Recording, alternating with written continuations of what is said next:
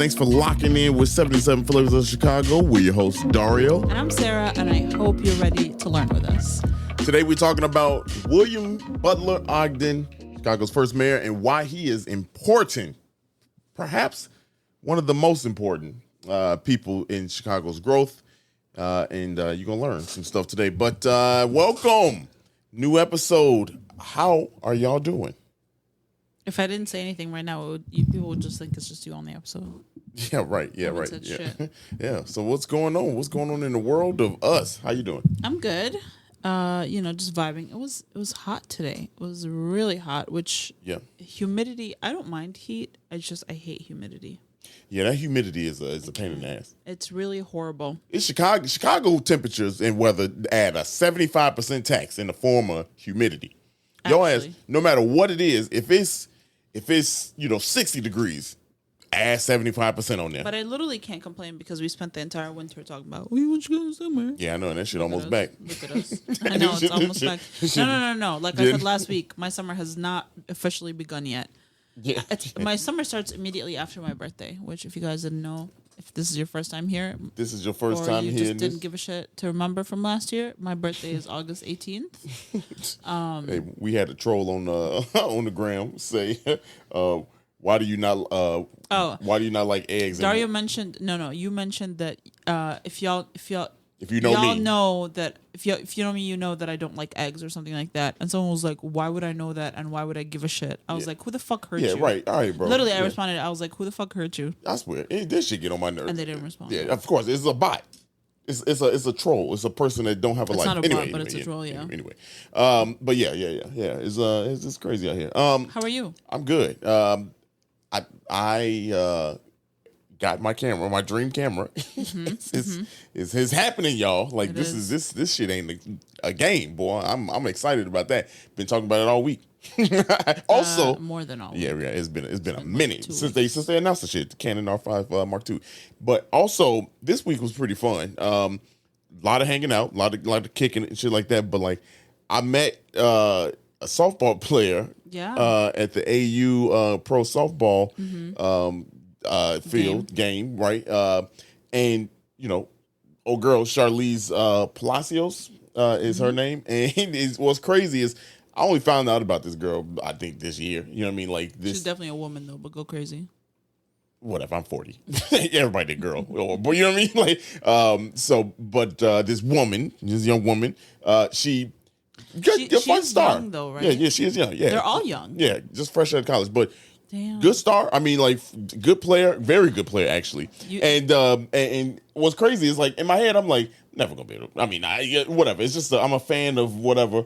Never thought that I would ever meet this person. And we got invited to the softball game, and Dario goes, I think she's playing today. Yeah, right. Well, what I started looking at the lineup, do some research on what we getting into, and I'm like, wait, she on this?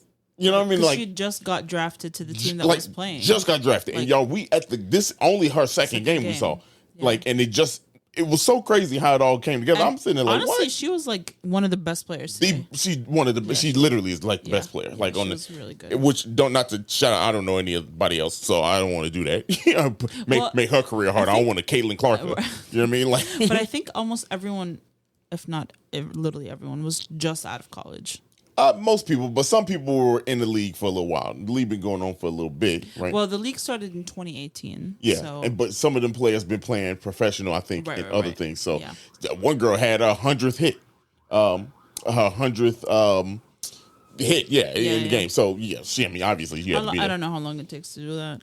Well, the second game of the season, she got 100th hits, and if you say she's been in the league for I don't know how many games they got since 17, right?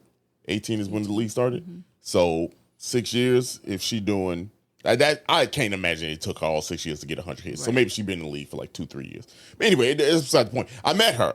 She was there. And what's crazy is like, I got a picture, a signed ball. I know. It was right there. She was so sweet too. Yeah, very nice. So I had a good week. Yeah. It was pretty fun. Yeah, I had a good week. I hope y'all had a good week. With the I went off on Hot Take Tuesday. You did. Yeah, I was out till midnight, which is really 9 p.m. that day.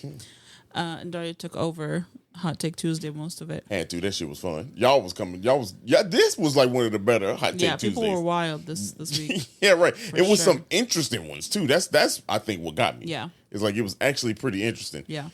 But today's episode actually stems from This Week in Chicago history. Yeah. So I usually don't share with you what the facts are going to be, but this week I did. It is William Ogden died August 3rd, 1977. I mean 1877. Lord have mercy. Yeah. Get it together. 18. You Pull get it together. Pull it together. Come on. Okay, that's it. That was the This Week in Chicago history. And but now, so we're gonna talk to you about why that's significant. Like, it kind of spawned a thought process. Like, why do we really care about what was more to William B. Ogden, right? Right. And so, like, obviously, Chicago's first mayor, but we've alluded to it over the last 3 years. He was big in railroads, he was big in land, he was big in. But like, this is the first time we did like a talk about why it's significant to Chicago. Right. And so that's what we're going to do. So, damn it, I didn't get the little damn it. Shit. Anyway. But before we get into him specifically, I kind of was interested in the idea of like mayors. Like, where does that even come from? Yeah. What is a mayor? And what do they do? Not necessarily what do they do, because obviously most of you are adults, know what mayors do. You vote for them. Or do you? Oh, right. I hope you do. Please do. It's very important. 12% voter turnout in Chicago by 7 p.m. last year. I just want to say that here in Chicago. Anyway. You should be embarrassed here. You should be. But whatever. That's not what it's about. Keep going. Sorry. It will be, though. Yep. Soon. We'll talk about that. But the origins of mayor, so the word itself is French. Will not attempt to pronounce the French word, M-A-J-E-U-R. And there's how do you spell it? M-A-J-E-U-R. And it means the leader of a city, basically. So a mayor. M-A-J-E-U-R. And there are some origins in Latin, but in Latin it means like superior to. So the French is closer to the definition of what mayor is today. Okay. I guess. Right? Superior to.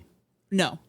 Leader of a city. Leader of a city. Okay. Yeah, that makes sense. Superior to is the Latin origin of the word. See how you say it. Major. That's English. That's okay. Well, where's the? You're missing an E in there. Oh, you didn't say E. I definitely said E. Okay, You could run the tape back. Let me get it. So you say M-A-J-E-U-R. E-U-R. Okay, here we go.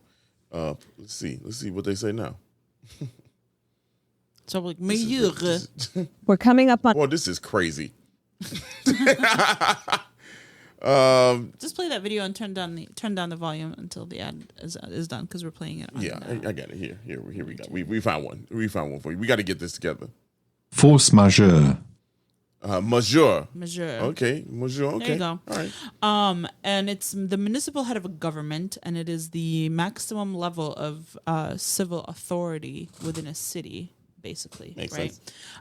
And the U.S., which I did not know, the U.S. has two different kinds of mayors, and one of those kinds also breaks into two. So you have a mayor council, and then you have a council manager. Most cities are mayor council, which means there's a mayor and then a city council, and those are two separate things.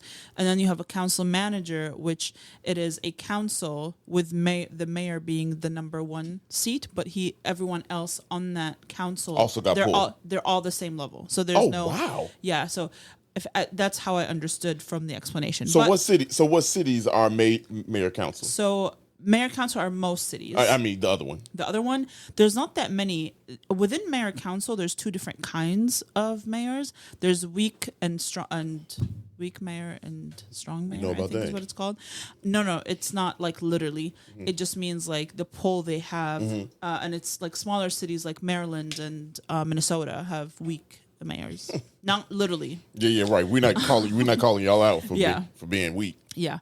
But the origins of mayor itself is from English towns in the 1200s and the 1500s is as old as the idea of a mayor goes, and it was basically the rich men in those towns needed someone to kind of like make the rules about how they would be responsible for regulating trade and local law and stuff like that. So they needed someone. So they elected a person. They said, you are the person that's responsible for making sure everybody else is in check, because all these people had land and all of them traded and all of them did all of that. And so they elected that person. And so that's really where the idea of it started. And then when it came to the U.S., obviously, because this was a colony, that kind of government came over here from England. Interesting. And so 1500s. Well, it could be traced as far back as the 1200s. Okay. Between like the 12 to 1500s is like where within those 200 years, a lot of people or 300 years, a lot of cities and towns started to take over that method as they grew. But that's damn. Yeah. So in a grand scheme of things, no, it's not. That's not recent. It's not recent. It's old. Okay. Damn. And in the U.S., there were actually before the United States was the United States, when it was still under British rule, there were mayors. So people elected mayors, and I looked at the list of like all the cities. I didn't look at every single city, but I looked at the major cities and their mayors, and one that caught my eye was the mayor of Philadelphia, and Samuel Powell. He was mayor in 1775. He served that term, which was 1 year, to 1776. And he was the last mayor under the 1701 Royal Charter. And then he also became mayor in 1789 to 1790. And he was the first mayor in the new U.S. government. Oh, wow. Yeah. Wow. So, okay. Okay, we give you... that's some give good me a shit. little coin. Give you one. There's also mayors as far back as like 1665. New York City had Thomas Willett. I can't. Man, that's crazy being the last and then the first. Well, the last in the 1701 Royal Chamber, and there's like a time period between, because that ended. He ended in 1776. There were mayors after him, and then he was the first in the new U.S. government. Do not ask me what happened. Yeah, right. That's my next question. There's a lot of like, I guess Delaware was Delaware was the first United States state, right? And so a lot happened and a lot changed very quickly there, and so I'm also not very clear on what the 1701 Royal Charter is. I know it's like the set of laws that came from England as like the royal decree of like, these are the laws. Law of the land, huh? Right. And then obviously the revolution and shit. Interesting. And then I have one little quick fact about Chicago specifically. So Chicago's two longest reigning mayors, reign is a wrong word, two longest serving mayors. Are number one is Richard M. Daley. He served from 1989 to 2011 for 32 years. And the second longest is Richard J. Daley from 1955 to 1976 when he passed. Man, look, I was going to get both of those right. Yeah. I was going to get that's one of the easiest Chicago history facts, the longest running mayors. Yeah. Democratic machine, and then his son. Yeah. You know what I mean? Like, exactly. So yeah, that was so I feel like every there's a little bit of facts about mayors. Yeah. Okay. Hey, that's a great start to this episode. Kind of give you. So now we ain't got to talk about that, and we'll explain when he became mayor. So William B. Ogden, why is he an important mayor of Chicago? So I'm gonna jump right to 1933. He was in New York. Okay, he was in New York, and Martin Van Buren. Actually, the vice president at that time, Martin Van Buren, asked him to, hey, we need a railroad that's going to connect the Atlantic Ocean to the Great Lakes, because obviously expansion. We got the move here, and so Van Buren needed somebody that was a good talker, a good charismatic, an orator, somebody that can like get this shit done. Yes, and he called up William B. Ogden, and William B. Ogden is actually from New York area, right? And so he said, "Yeah, let's make this happen. Let's fuck around and do it. Let's find out what's going on here, you know." And so he did, and that's important to this story, okay? Because I'm gonna jump ahead for that part. In 1851, the New York and Erie Railroad was completed. Okay, and now that was important, right? Keep that in mind. We're going to then jump from 33 to 35 when Ogden first came to Chicago. He actually came to Chicago to basically survey the land, get land, because he knew, he had the foresight that Chicago is about to blow up. And he was like, I need to be here and like help grow this and cultivate this. He visited, loved it. 182 acres of lakefront land is what he bought. Wow. And came back to Chicago in 35 and then said, hey, let's see how this is moving, how things are moving around here, right? So now he's here in Chicago. He's a good businessman. He's kind of like, he owns a lot of land right in Chicago. And eventually when Chicago became from a town to a city, they elected him the first mayor in the year, right? Yeah. So now we up to 1837. So at that point, you like, all right, he's like, Chicago is dope. Chicago is the place. We need to do what we got to do to grow this. And he was good with like selling the land and selling to people who need, hey, look, this is how we gonna grow, y'all. This is how we gonna move here, blah, blah, blah, blah, blah, right? While that's going on, that same year, Chicago is thinking, or not the same year, in 1836, Chicago is like, well, we need to expand, right? The people that were already there, we need to move this on, and how are we going to do it? Let's get this railroad off the ground. And so they came up with were railroads, that's a hard word, railroads, already a thing in New York at this point, obviously, right? No. It was a thing that was happening. Oh, okay. Right? So they were starting. Right, just starting. So that first railroad from the New York and Erie, was New York. Yeah, right. That was the first one there, right? Yeah. Now, so 1836, they saying let's do the Galena and Chicago Union Railroad, and that was supposed to be the thing that connected Chicago to Galena, and the whole reason why Illinois. Yeah, in Illinois, yeah. So the whole reason why is because, and maybe I'm jumping a little bit ahead, but at that time, Milwaukee and Madison doing trade, right? Or with the Mississippi River, and they sitting there, kind of talking big talk, and they doing things, right? Yeah. It's business. They moving and shaking. They moving and shaking, but with wagons and shit like that. Okay, Not the wagons. Not wagons. You hear me? They was out here on Oregon Trail bullshit. Wow, horse and buggy out here moving weight, literally. But they were so they were like doing their thing out there, and this is where the Ogden and them started to kind of like figure out how are we gonna get this off the ground. They stopped doing those meetings because once they realized this shit is expensive, I'm gonna reference this as the GNC union, right? The GNC union, they basically stopped November 1837. They were like, yeah, this shit costs, it costs way too much, right? So just to give you an idea. Meanwhile, they're like, let's reverse the river. I'm just playing. Yeah. But this river though, this river. Let's see what this river talking about. This river the way, what if trust we built a canal? Right to hear me out, y'all. Fuck all that tracks. No. Yeah. So they didn't realize how much it cost. Just to give you an idea about how much it costs, right? They raised $100,000. Okay, wow. Now this is in 1837. They raised $100,000 on $100 shares, so they had 1,000 shares that they sold. Right, that's a lot of money. That's a lot of money. Do you know how much that is today? I don't know, but it cost them when it all hit the fan. When they were like, all right, we got this $100K, we about to get this train off the ground. That shit said $500,000. No. They was like, yeah, let's go put this to bed. So that's why 1837, towards the end of that, they said, nah, it's done. Here's where Ogden comes into the rescue, okay?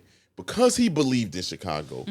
Because I just want you to know that $100,000 in 1837 is equivalent to the purchasing power of $3.3 million today. Well, they need that shit. They needed so 500,000 is times, multiply that by, by 5. Yeah.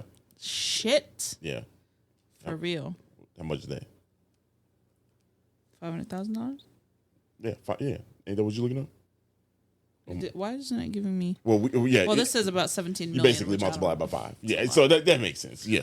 All right. So Ogden to the rescue. Now, here's the thing.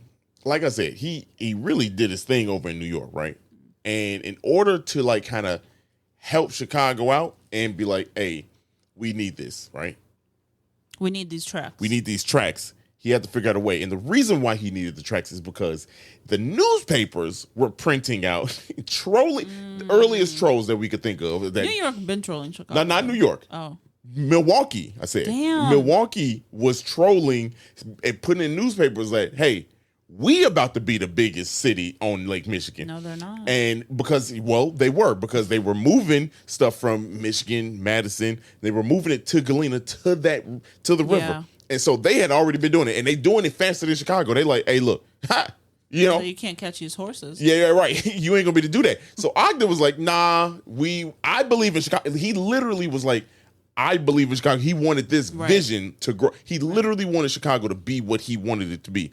So he became the president. They voted him the president of the Galena and Chicago Union Railroad. Oh, and that was who funded the project? Oh, we getting there. 1846 is when he became the. It took that long. It took that long because it died out as a company in 1837, and then came back to the table 9 years later. Thank you to Ogden. So here's what he did to get the money off the ground. Right. And to get this back on track, he went back to those New York investors. Told you that this was going to play a part. He went back to them because Ogden didn't have money. He wasn't broke, but he didn't have money. He didn't have $3 million. He didn't have $1 million. Damn. So he went back to them and said to his investors, it was like, yo, I got another railroad that I think is definitely needed to help grow and expand the United States. Yada, yada, yada. These investors, obviously, he done built a relationship. He got them over 2 decades to build and finish the railroad over on the East Coast. Yeah, we got you, bro. We want to hear your plan, though. We'll give you this $1 million. Like literally? Yeah. Not 100,000. $1 million in 1846. Yes, to get off the ground. Okay, to get you funded, to get you going. Because keep in mind, he went back to the table. All right, they asked him for $500,000 to do this, and the reason why that stopped earlier, I didn't say this. They realized, hey, look, we need storage, we need the tracks, we need all this, right? So they didn't factor in all the tracks and the storage and leveling the land and all that stuff, right? So anyway, he got the money. But this is what his genius idea was, right? In a year later, in 1847, it was estimated that the whole project is going to cost $2.7 million. Okay, $2.7 million. And I saw a breakdown where it said that it was like $14,000 per mile. Okay, so oh my God. so obviously you got to get some money. So here's what Ogden did. He went to the farmers, specifically the farmers on that route, okay, and said, hey, look, got a proposition for you. A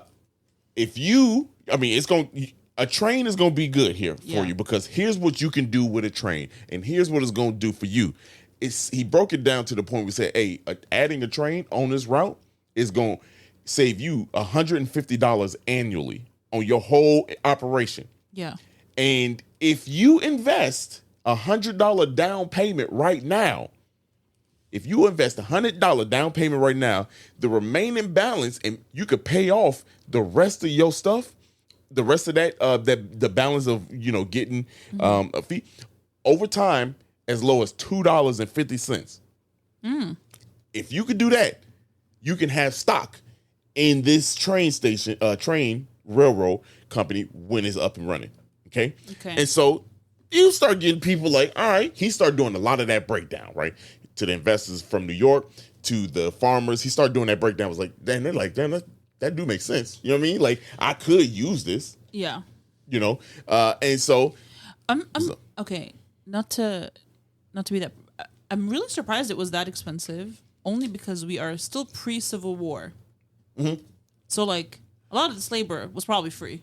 Pretty much. But they, I still got to make the money, right? Right. It was cost of human life. Yeah, right. Yeah, it's just a slight. And mind you, this is before the underground. No. I mean, like 1846. Yeah, we right. Still 20 years removed. Right. That's what I'm saying. It's still before that. That's a good ass point because later on, I'm gonna touch on it after we do that. That's what she said. But it's a horrible. That's what she said. That was very, very bad. I'm so sorry, y'all. You can't talk about slavery. No, you can't. No, that's anyway. I did say touch on it. It's horrible. Anyway, a year later, right? All this, keep in mind, we in 1847. If y'all lost track here, 1848. A year later, they did with all the Ogden, situation he did. They did about $350,000 worth of stock sold, right? With the down payments that estimated about $21,000. So they had $21,000 worth of down payments. Okay, so isn't that the same thing they did at the I&M Canal, where they were like, before we start building it, you can buy the plot of land around it for like this. That's how they raised money to like build the canal, right? Yeah. And so now keep in mind, they raised $20,000 and you have, basically quote unquote $350,000 of theoretical money, right? Right. That still wasn't enough. They and reason why this is not enough is like once you realize, all right, the construction been what I'm saying? Shitty from the beginning. It's been shitty. Like it's been crazy. Like no one has learned. Do they not teach architects how to do budgets in college? Because nobody, and especially at this time, you're not thinking about nobody had college. Yeah, you're not thinking about like, all right, what materials are you using for track? We got to flatten this land.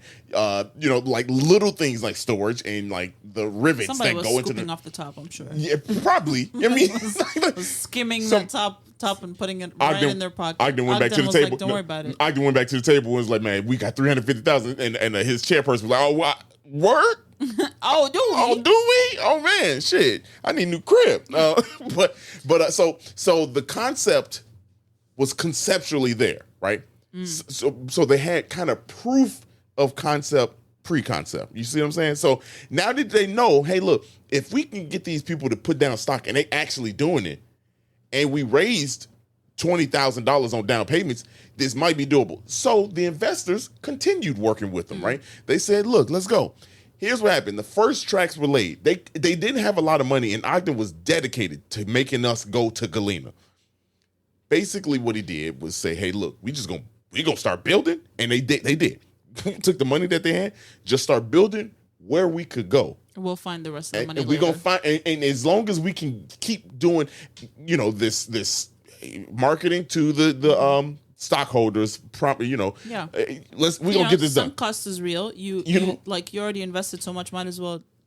See it through. All your money, right, you know what I'm saying? More money to See it through. And you got the backers of, tried and true, you know what I mean? They did it. So the summer of 1948, the first 4 miles of the track was laid, and the inaugural first ride happened from Kinsey Street to what is now Oak Park. Oh. And so with that, Chicago had its first ever railroad in 1948. Which is now like a 10-minute ride on the Blue Line. Yeah, right. Yeah. But so fun fact there. Now, this first ride was pretty cool. They used a train from I believe it was the Michigan Railroad. The inaugural train there, they used that. It was called the 420 Baldwin. They renamed it the Pioneer for Chicago to pull that first train. And matter of fact, you can go see that train in the Chicago History Museum. It's on display. Oh, wow. Yeah. And that was the first train to ever operate out of Chicago. Now, I'm going to sum this thing up. We coming up on time here. Obviously, we can move how we want to. But the rest of this story goes just like this, right? In 1950, they made it to Elgin. And Elgin was the plan all along. Like when they first started to like the first tracks, they could only go to Oak Park, but they wanted to go to Elgin. Obviously, the funds wasn't there, right? So they said, let's go to where we can. The next phase of that was, let's go to Elgin. And they finally made it to Elgin 2 years later. This is where their first year of existence that they could take data from, they made $45,000. Wow. 45K. And this was just a railroad to move product. It's not human. It was, well, they on this one, when it was in operation, they started moving people. They started moving. It was primarily like livestock. It was farm equipment. You know what I mean? It was things like that. You know, to get produce down in places where you couldn't. Right. And so we still haven't thrived in railroad at this point as a country. We thrive in like the late 1800s. Right. Yeah. We still lacking. You know. Now Union stockyards come around. So we're about to go crazy. Well, this is what I'm gonna say next is pretty interesting along those lines. So, excuse me. What is wrong with you, man? I done had 2 of these damn waters. I mean, you know, I do this when I get excited. Have you noticed that? The bubbles? The bubble, because like I'm not intaking air the way I should be. Yeah. Like take deep breaths so you can talk faster. My black ass be excited as hell to tell this history, y'all. I mean, that's what it is. I know. So anyway, they made it to Elgin. Now you got solid proof of concept. Yeah. And now the investors are like, okay, this is feasible. We could do this. The last obstacle that they ran into was actually getting to Galena. So they ran into a problem where the area where they wanted to use tracks was already claimed, not used, but they were already claimed the area. Who claimed it? Illinois Central Railroad. Oh. And if you're not familiar with the Illinois Central Railroad, that is what brought the Great Migration, black folks for the Great Migration, up to Chicago. Right. And so, interesting enough, now I didn't say this Illinois Central Railroad was done at this point. Right, because Great Migration, it was a long time from now. Yeah, which, if you think about that, I'm talking about the Illinois Central Railroad, and we are. What year are we in right now? We're in 1853. Okay. 1850, 53. Yeah. We half a century, removed more. But well more, 60 years removed from the Great Migration at this point. And we're still talking about the Illinois Central Railroad. Yeah.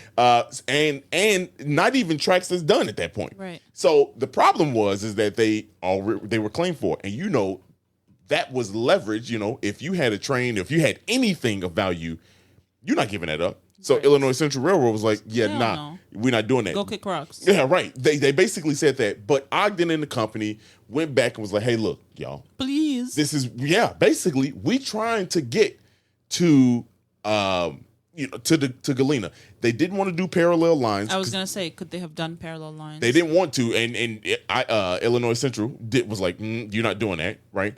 So what they did was they struck a deal. Can they share tracks? They struck a deal in 1853 to share tracks 50 miles east of Galena at Freeport.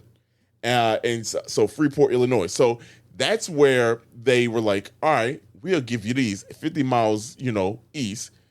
But in Chicago, or Chicago, I guess it was Chicago. In Chicago's mind, we were like, all right, well, that's going to get us to our goal, right? Because it connected. Those train tracks connected, and then you could get to Galena from Freeport.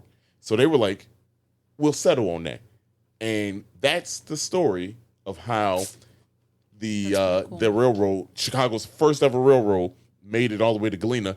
And really the legend of Ogden, because without Ogden, this is not happening. Matter of fact, Ogden rode for the city. Hold on, man. Where's the drum? We're not going nowhere until I get you the drum rim shot on that one, because that's hard. That's hard right there. That should have been his tagline. No, that's not the one. That's it. That's it. I ride for the city. Yeah. Oh, that's cold. On a train. On a train. That's still cold though.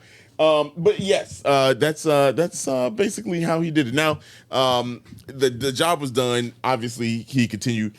This story of the Galena in Chicago, they were allowed to use the Chicago as a headquarters, so that's why it's considered Chicago's first, right? It's not necessarily Galena. So they used us as the headquarter, the hub for it, but also I believe it was the Chicago and Northwest Railroad, Midwest Railroad. actually bought a bunch of other littler tracks because littler, smaller tracks. Smaller track. Why am I doing? Why are you doing? Why did I do this to myself? Littler. Late at night, acting like a fool. But several years later, they did that, and that was still Ogden's plan. He went down in history as the man when it came to railroads, and he's actually in the Railroad Hall of Fame. There's a Railroad Hall of Fame. Yeah, he is. Who's in there? Him. Harry, tell me probably. All right, okay, all right. No. Anyway, stop. I'm straight to jail. No. I'm just saying. Probably. I mean, no. I'm gonna look up who's in the. She did great work. On the trains, on the railroad specifically.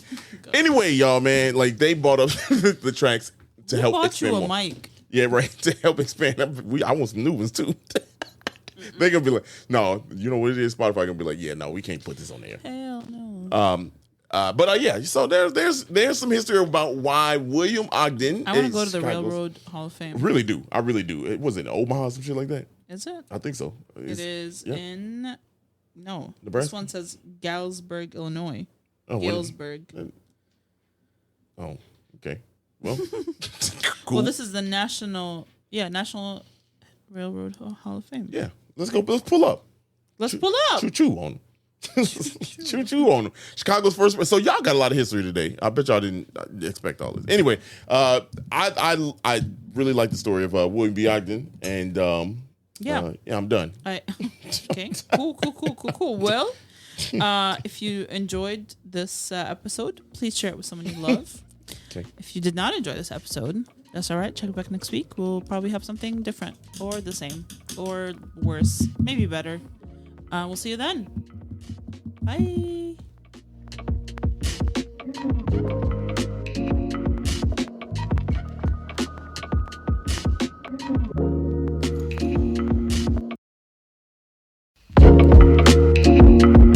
Thank you so much for listening to today's episode, and we hope you loved it. And if you could, please follow us on social media at 77 Flavors Shy on Instagram, Facebook, TikTok, and Twitter. If you have any ideas or deep dives that you'd love us to do, please contact us at media@77flavorsshy. That's the number 77 flavors and shy for Chicago.com. If you like visuals, please subscribe and follow and watch us on our YouTube channel at the same thing, 77 Flavors Shy, or search 77 Flavors of Chicago. If you would like to support us monetarily, go ahead and click that Buzzsprout link in the description of this episode. And as always, we gonna see you next week. Peace.